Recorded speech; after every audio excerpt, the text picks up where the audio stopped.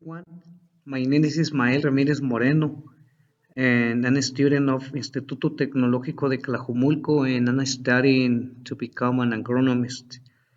You know, and I'm presenting my last project in English, and today I'm going to talk a little bit about nutrient solutions for horticulture. First of all, the concept of nutrient solution was originally proposed for hydroponic or soilless cultivation systems. This kind of system, we have no need of soil. Instead of having the soil, we have a complete culture solution. This means that we have all the ions a plant needs, because plants eat ions to grow, depending what kind of ion. But it is also applicable to soil-based cultivation. We add this nutrient solution to the soil, but in order to apply it to the soil, we're going to need to understand a little bit more about the soil in order to make it to combine them.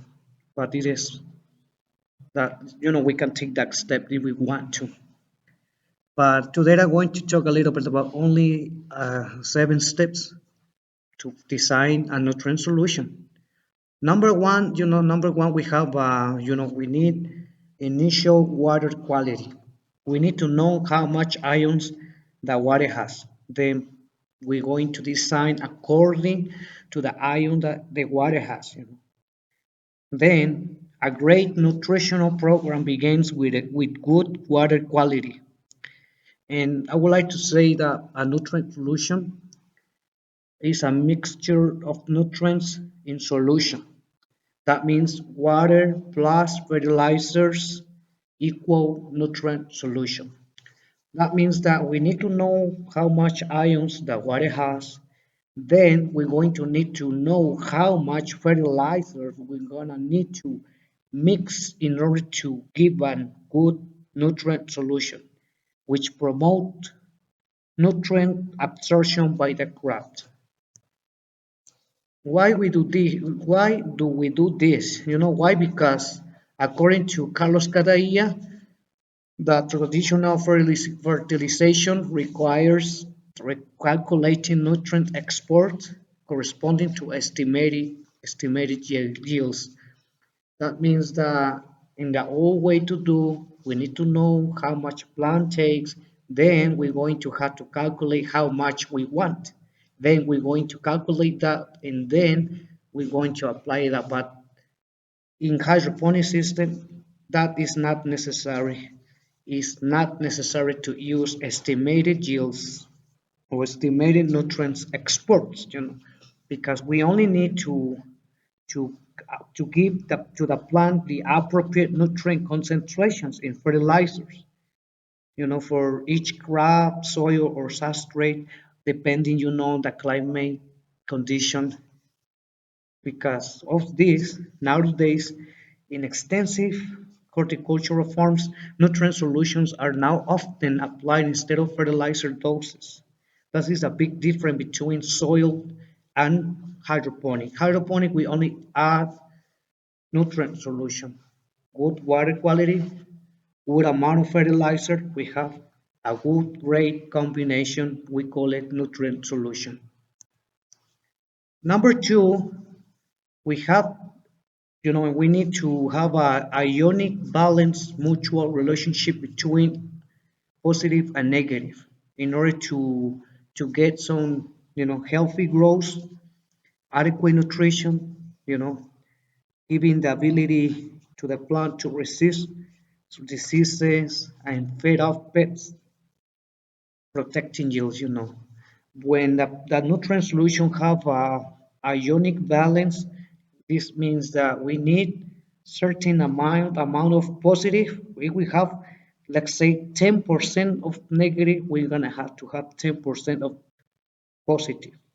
Positive and negative in the same amount in order to make the plant to absorb as much as the plant can take. Number three, in order to design a nutrient solution or the right nutrient solution, we need to manage pH because the pH affects the chemical the chemical forms of ions that impacts to the plant nutrition. pH has a fundamental effect on the nutrient solution because as determines the chemical form of the ion in the water. The optimal pH of a nutrient solution is when the ions are in a chemical form that allows for maximum absorption. That means that by having the right pH, we're going to give all the nutrients that a plant needs. They can take whatever they need, they grow fast because all the elements or nutrients are available. Number four, we have EC. EC is a proportional to the concentration of salts.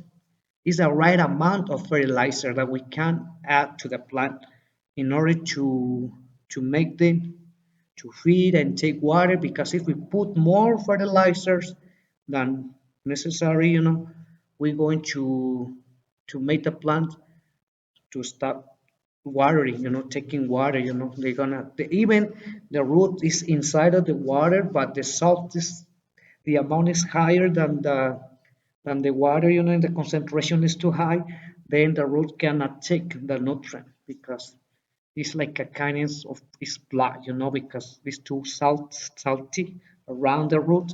Then that this is very important. We need to give the right EC, electrical conductivity. Number five, we have climate.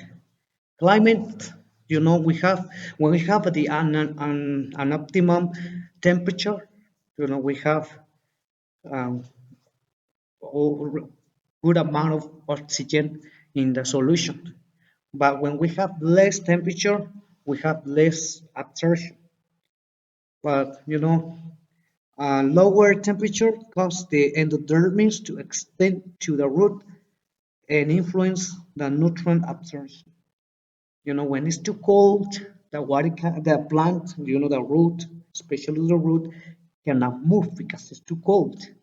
And it's the same when it's too hot, it has to be the right amount of the right level of temperature. But number six, this is when we are mixing fertilizers. It's very, very important to know about a fertilizer, about solubility. That means depending how much fertilizer can combine in 1 liter of water.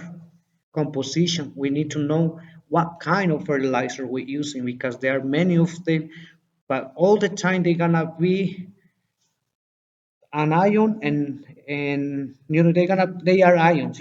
One of them are positive and negative, and sometimes it's a potassium and calcium, or depending, positive is not together, they do not work together, they work positive and negative, like a nitrate and calcium, nitrate and calcium. Calcium is positive and nitrate is negative, and they work together. And we need to know the composition. And something else, compatibility of fertilizers. Some of them cannot be mixed. We cannot mix some fertilizer with some other. They have to go according to their combination. By just the last step, the seventh one, depending, the plant age production system. We need to know what kind of system we're using, depending. We are using only water or substrate or the soil, that is going to that those kind of systems. We're gonna need to work different, because it's not the same to work in the water, in the hydroponic, in the soil, because we're going to add nutrient solution to the soil, but we need to balance what the soil has with nutrient solution. Then we're gonna give the right amount of nutrient to the plant. That is very important to know, the plant age production. Then that is that, that's all about it. in order to make a nutrient solution is a little hard, a little far, it's a little long, long. But I think by taking step by step, then we're going to be able to make this. We're going to make our own nutrient solution. We can make nutrient solution for leaves, roots, fruits, flowers, depending whatever we want. We're going to have to combine the ion. But the most known nutrient solution is of Steiner Universal Nutrient Solution. He proposed the the level or the concentration in milliequivalentes per liter. That is the concentration instead of um, milligram per liter. You know. Okay, I think that's all today. Thank you very much and have a nice, beautiful day. Bye.